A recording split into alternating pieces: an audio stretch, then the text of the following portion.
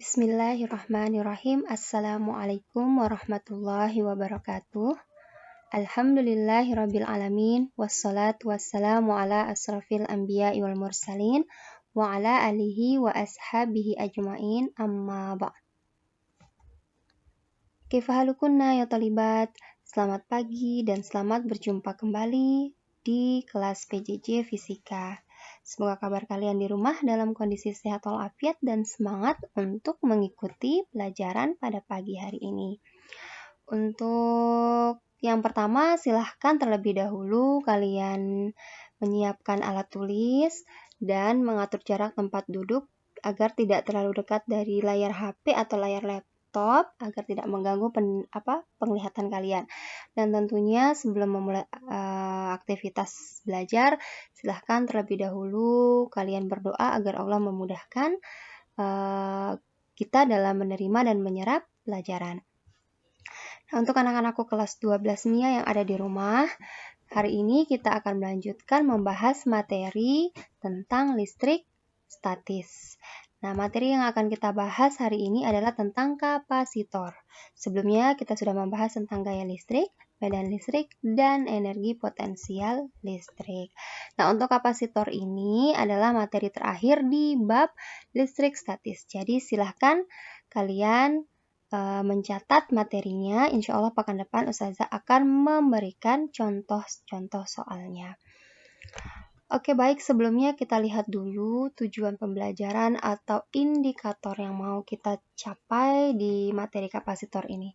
Ya, di sini memformulasikan prinsip kerja kapasitor, rangkaian kapasitor seri dan paralel, kemudian faktor-faktor yang mempengaruhi kapasitor keping sejajar, dan energi yang tersimpan pada kapasitor.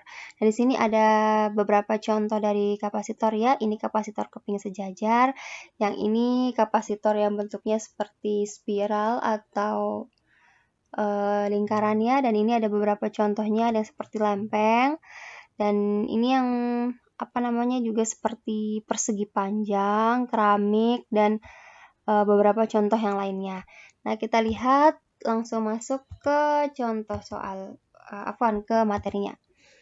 Nah, untuk materinya, yang pertama kita bahas terlebih dahulu tentang pengertian kapasitor ya. Jadi ya, kapasitor itu apa sih? Jadi kapasitor itu adalah dua penghantar berdekatan yang diberi muatan itu sama tetapi berlawanan jenis. Nah, itu yang dinamakan dengan kapasitor. Nah, sifat penyimpanan energi listrik atau muatan listrik ini sifatnya. Sedangkan kapasitas suatu kapasitor itu lambangnya adalah C. Adalah perbandingan antara besar muatan Q dari salah satu penghantarnya dengan beda potensial V antara kedua penghantar. Nah, yang dinamakan dengan kapasitas kapasitor di sini adalah kemampuan si kapasitor untuk menyimpan suatu apa anak-anak? Ya, suatu listrik. Nah, kita lihat di sini kegunaan dari kapasitor. Di sini yang pertama adalah untuk menghindari terjadinya loncatan listrik pada rangkaian-rangkaian yang mengandung kumparan bila tiba-tiba diputuskan arusnya. Nah, rangkaian yang dipakai untuk menghidupkan mesin mobil untuk memilih panjang gelombang yang ditangkap oleh pesawat penerima radio. Ini beberapa kegunaan dari kapasitor. Kemudian untuk bentuk-bentuk dari kapasitor ini sendiri, ini seperti yang ada di gambar tadi di pembukaan. Ini ada beberapa jenis dari kapasitor. Ada yang seperti logam, lempengan, ada yang seperti hampir sama seperti resistor ya, seperti kayak persegi panjang, tapi bentuknya tidak ada warna-warna seperti kapasitor di situ. Nah, kemudian di sini kita masuk ke kapasitas kapasitor yang sempat kita bahas tadi pertama.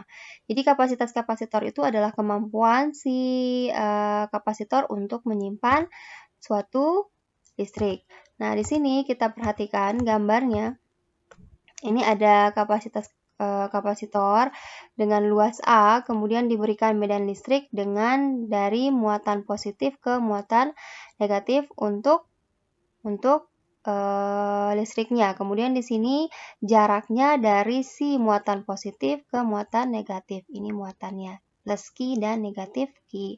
Nah, bila luas masing-masing keping A, ini kalau kita ditanya berapakah medan listriknya, maka kita gunakan kuat medan listrik sama dengan di sini adalah tau dibagi dengan epsilon 0.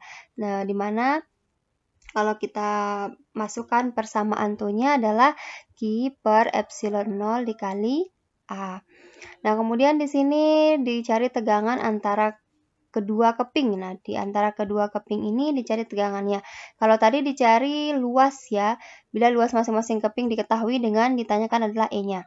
Kalau di sini ditanyakan berapakah tegangan antara kedua keping. Kalau ditanya tegangan, maka di sini persamaannya adalah V atau tegangan listrik sama dengan beda potensial listrik itu sama dengan kuat medan listrik dikali dengan ini jaraknya ya, jarak dari kedua keping. Atau kalau kita masukkan nilai E-nya, maka Q dikali D per epsilon 0 kali A. Sehingga dari dua persamaan ini kita dapatkan kapasitas kapasitornya pada ruang hampa. Sini C-nya sama dengan, ini kapasitas kapasitor, kemudian Q adalah muatan, kemudian dibagi dengan tegangan listrik. Nah, kalau kita lihat di sini satuannya dari kapasitas kapasitor, di mana Q adalah C, sedangkan ini adalah V, berarti C per volt. Atau sama dengan di sini jika dia ada di ruang hampa, maka kita taruhkan epsilon 0 atau permitivitas ruang hampa dikali dengan A per D, luas per jaraknya. Bisa dipahami ya anak-anak, kita lanjut. Oke, kita lanjut ke kapasitor ini. Bila di dalamnya diisi bahan lain yang mempunyai konstanta dielektrik, atau K ya, biasanya dilambangkan dengan K, maka kapasitasnya menjadi seperti ini. Tinggal ditambahkan konstanta, dikali konstantanya. Sedangkan jika ditanyakan hubungan antara kapasitas di ruang hampa dan kapasitas kapasitor pada ruang tertentu, di sini ada dia berbanding lurus gitu. Jadi semakin besar kapasitas kapasitor pada ruang hampa, maka kapasitas kapasitor pada ruang tertentu itu sama. Ya. Kalau dia kecil, kapasitas kapasitor pada ruang tertentu itu juga kapasitas kapasitor pada ruang hampanya juga ya sama kecil. Nah, sehingga di sini untuk permitivitasnya itu sama dengan permitivitas ruang hampanya, sama seperti kapasitas kapasitornya. Nah, kapasitas kapasitor akan berubah harganya bila K, A, dan D diubah. Dalam hal ini, C tidak tergantung dengan muatan dan tegangannya, hanya merupakan perbandingan yang tetap saja. Artinya, meskipun harga Q diubah-ubah, harga C ini tetap, ya. Kemudian kita lanjutkan ke rangkaian kapasitor, di mana tadi sudah disebutkan di indikatornya kita akan membahas kapasitas kapasitor dengan rangkaian seri dan paralel. Nah, jadi dua kapasitor atau lebih ini dapat disusun secara seri maupun paralel dalam satu rangkaian listrik. Rangkaian seri memiliki sifat yang berbeda dengan rangkaian paralel. Kita lihat berikut di sini ada tabel perbedaan sifat dari rangkaian seri dan paralel. Nah, di sini ada yang disusun secara seri rangkaian kapasitornya, ini dia.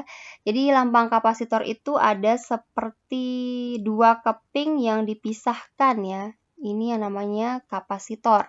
Nah, kalau dia seri sama seperti rangkaian-rangkaian sebelumnya di listrik dinamis, yaitu resistor. Kemudian sama juga pada materi kelas 11 yaitu elastisitas. Jadi kalau seri ya dia tidak bercabang, bentuknya seperti ini. Sedangkan untuk susunan paralelnya, dia bentuknya seperti bercabang. Ya, sama seperti rangkaian-rangkaian sebelumnya. Nah, di sini perbedaannya untuk rangkaian susunan seri dan susunan paralel adalah yang pertama, muatan listrik atau Q-nya untuk yang seri di sini sama. Sedangkan untuk susunan paralel di sini Q totalnya atau QP-nya itu sama dengan ditambah. Ya, dia jumlahnya hasil penambahan.